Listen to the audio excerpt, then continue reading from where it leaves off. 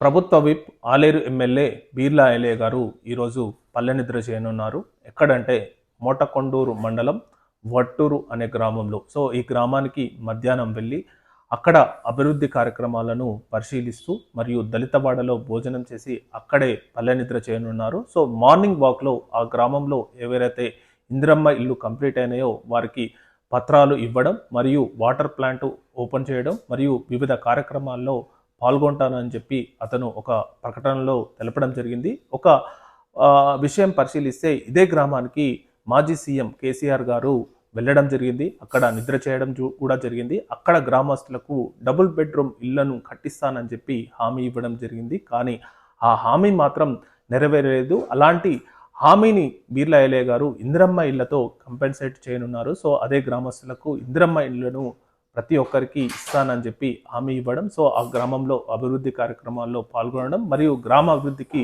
పూర్తిగా తెలంగాణ ప్రభుత్వం కట్టుబడి ఉందని చెప్పి ఆయన ఒక ప్రకటనలో తెలపడం జరిగింది.